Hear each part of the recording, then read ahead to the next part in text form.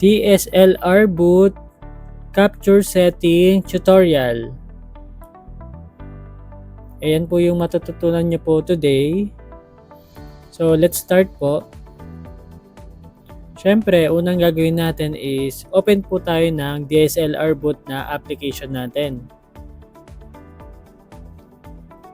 So remind me later lang yan. Tapos launch natin yung event. So, nandito tayo sa welcome screen po ng ating DSLR boot. So pansinin nyo po yung mga icons na makikita nyo. Yan. Punta muna tayo sa setting. Capture setting. So makikita nyo meron dyan photo, meron GIF. Ayan yung photo, GIF. Tapos meron dito yung boomerang at saka yung video. Yung video naman yun yung 360. No? So makikita nyo rin yan dito sa welcome screen. No? Photo, boomerang, GIF, tsaka yung 360 na video. So dahil photo po tayo, hindi natin kailangan yung mga yan, yung iba. So para ma-turn off nyo yan, kasi ang kailangan lang natin dyan ay yung photo. So ang gagawin nyo dyan is iti-turn off na po natin yung tatlo, yung GIF, boomerang at saka video. So 360, definitely hindi natin kailangan yan. So off natin yan. Pwede kayo mag-off dyan, kiklik nyo yung icon or pwede naman yung dito. No? Tapos yung sa baba, boomerang, i-off na rin natin yan. Pwedeng dyan sa may on-off yan. Pwede rin naman yung sa taas din. No? Ayan, katulad ng ginagawa po natin. Tapos yung GIF, hindi na po natin kailangan din yan. No? Kaya close na rin po natin. So kung napapansin nyo, natira na lang is yung photo po. Kasi yun lang po yung gagamitin natin sa ating photo booth. So kung mapapansin nyo, nawala na po yung tatlong icon. No? Ang natira na lang is yung sa photo. So punta po tayo sa screen editor. Dito nyo po siya may edit yan. No? Papalakihan nyo po. No? Kung gusto nyo po siyang palakihan, since isa lang naman kailangan natin, so i-center na natin. Tapos balik tayo sa capture setting. Papansin nyo, ito yung photo na settings nya. Yung before photo, ito po yung pag kinlik nila yung icon na photo, ito po yung countdown po na bago mag-shot yung camera. So ang normal na ginagamit sa event is 10 seconds po. Tapos yung kasunod niya, yung before other photos, yung pangalawang photo po yan at saka pangatlo or kung ilan yung gagawin nyo sa template. So dapat 10 seconds din yan. Yan po yung ginagamit sa live na event po . So yung photo preview naman po is normal pag nasa event po is 5 seconds lang po. So yan yung pag 10 seconds count tapos mag-shot yung photo tapos may viewing na 5 seconds din. No? So dapat 5 seconds lang, hindi siya 10. No?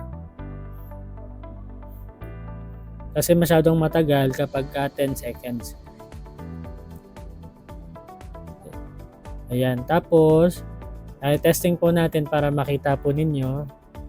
So, launch natin yung event.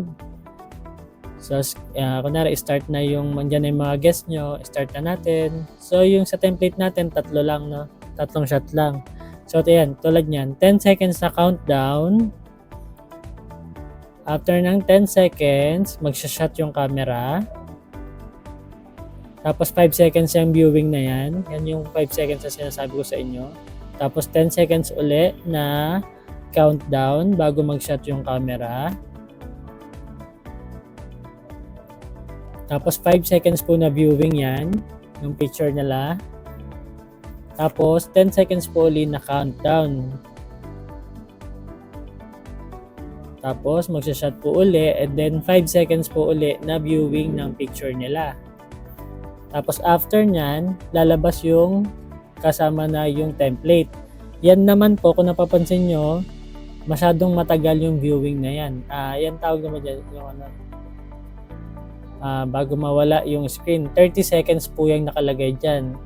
Tapos meron naman, pwede nyo rin naman pindutin yung done para tapos na. Pero pag nasa event po, dapat po wala pong button na done.